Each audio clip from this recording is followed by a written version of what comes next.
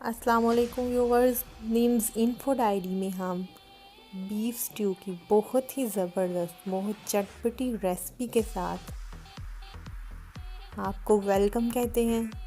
इस रेसिपी से ये बहुत ही अच्छा बहुत यम्मी बनेगा। तो चलिए आइए देखते हैं हमें क्या चाहिए इसके लिए। तो 500 ग्राम से ज़्यादा बीफ हमने ले लिया है। ऑयल हमने डाला है तकरीबन हाफ कप और इसमें हमने बीफ को फ्राई करने के लिए रख दिया है। इसके अलावा आपने 2 मीडियम टमाटर, 1 मीडियम प्याज, अदरक बारीक कटी हुई और हरी मिर्च 1 बारीक कटी हुई ले लेनी है। गोल मिर्चें आपने 6 से 7 ले लेनी है। लौंग आपने 5 से 6 ले लेने हैं। काली मिर्च भी आपने 5 से 6 लेनी है। 2 बड़ी इलायची ले लेनी है आपने। 1 बड़ा टुकड़ा दालचीनी का। 1 टेबलस्पून आपने अदरक लहसुन पेस्ट ले लेना है। पपीते का पाउडर आपने 1 टीस्पून लेना है। ज़ीरा आपने 1 टीस्पून ले लेना है। धनिया पाउडर भी आपने 1 टीस्पून ले लेना है। ये सारे टोटल मसाले हैं जो जाएंगे इसमें। दही आपने 1 कप ले लेना है। तो गोश्त को हमने फ्राई करने के लिए रख दिया हुआ है। तो ये हल्का फ्राई होगा तो इसमें हमने टमाटर ऐड कर दिए।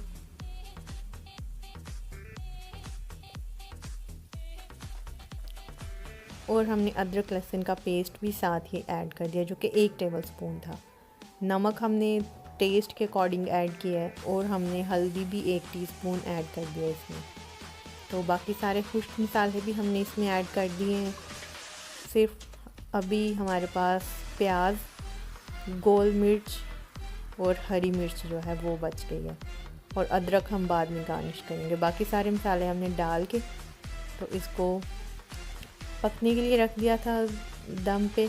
तो ये टमाटरों के साथ ही जो है वो अच्छी तरह से भून चुका है। तो अब हमने इसमें प्याज, गोल मिर्च और हरी मिर्चें ऐड कर दी हैं और इसी स्टेप पे हमने दही ऐड किया है।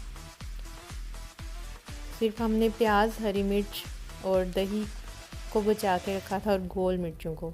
बाकी सारे मसाले ऐड कर दिए थे और गोश्त को हमने 70% गला लिया था। उसके बाद अब हमने ये प्याज़ों के साथ इसको पकाना है और ये प्याज़ों के साथ भी इसको 10 मिनट तक हमने पकाया कवर करके बिल्कुल स्लो फ्लेम पे।